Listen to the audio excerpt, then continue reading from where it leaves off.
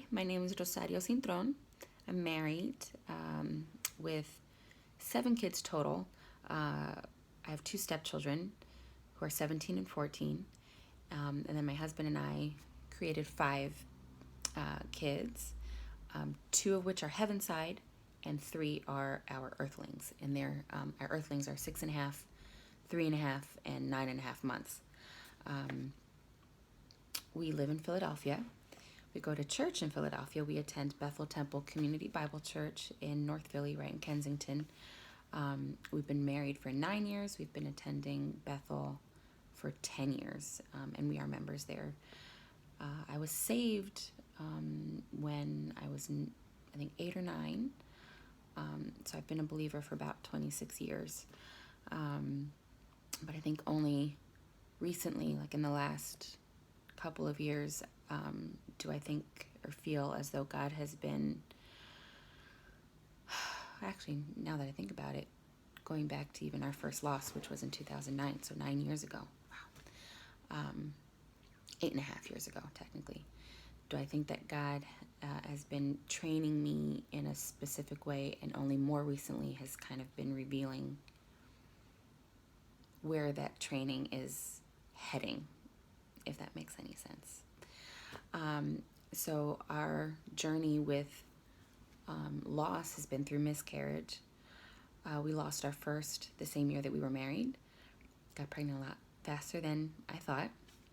And that miscarriage, I'm going to give you the most simplified, condensed version of this tapestry of stories, because I could be here for a while. But so our first loss was at 17 and a half weeks, is when we found out, and the heart had stopped at 15 and a half weeks.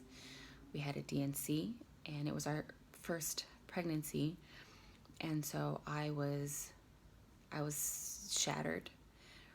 I remember going home, and everything around me just felt like death, and it was a long, long time before I felt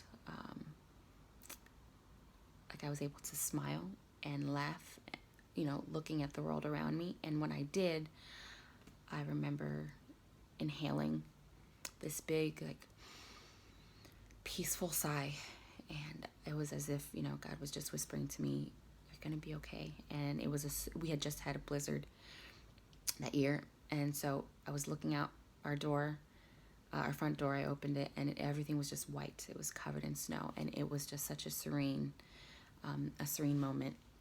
So fast forward, we had 2 daughters after that, and I got pregnant with our 4th baby, 3rd girl, in 2015, whom we eventually named Dalia Alejandra. And her miscarriage came at 25 weeks, so 6 months and a week.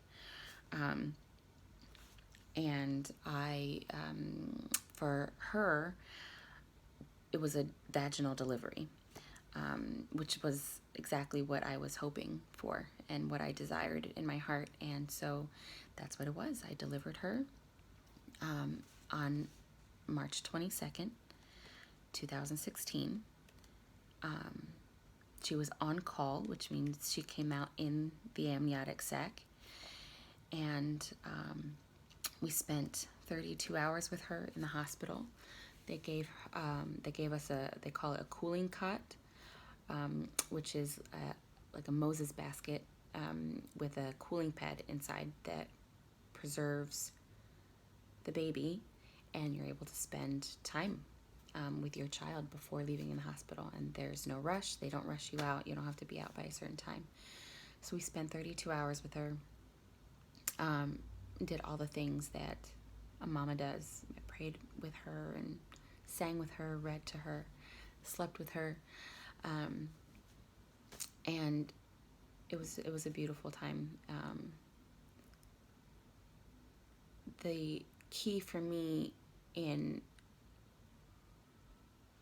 working through the process and the journey of grief and of mourning was, first and foremost, clinging to the Word of God. for me, these times were when I had an opportunity to put everything that I've been taught and everything that I've read, now I was able to put it into practice. It's easy to sing praises and to rejoice when everything's going well.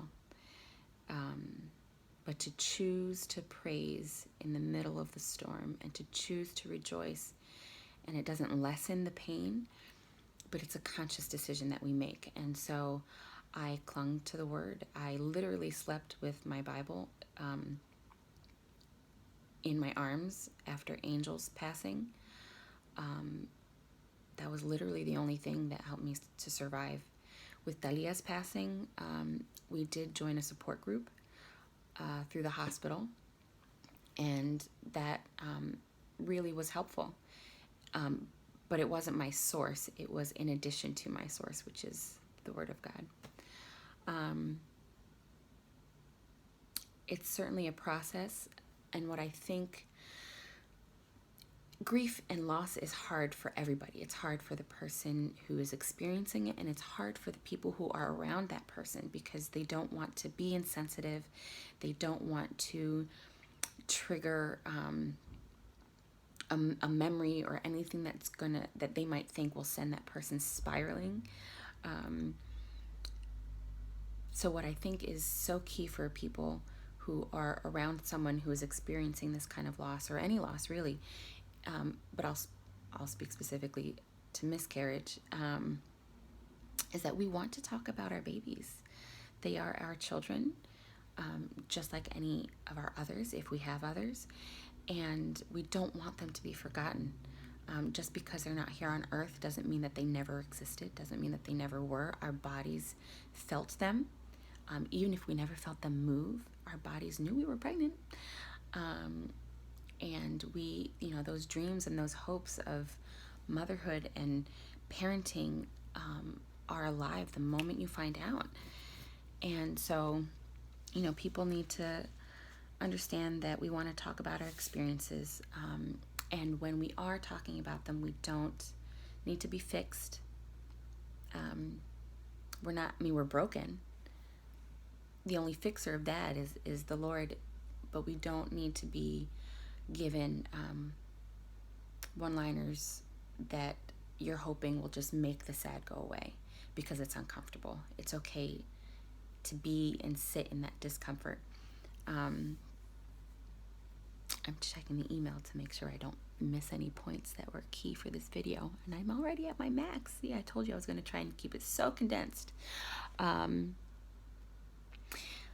The last thing that I want to mention is that one of the biggest lessons that I learned that God was showing me with this last loss with Dalia was that God is bigger than my doubts. I wrestled with him in a way that I never had before, not even with Angel's death, and God is so much bigger, so he is more than capable to handle anything that I'm feeling.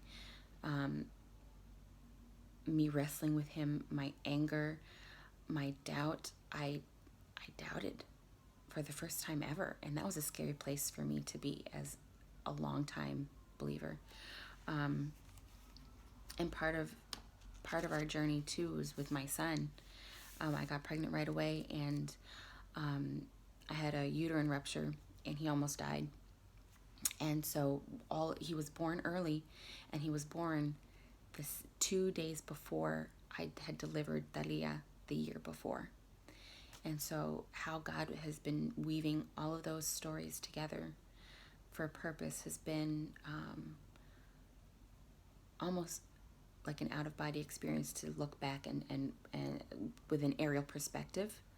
And it's been an honor and a joy, even in the most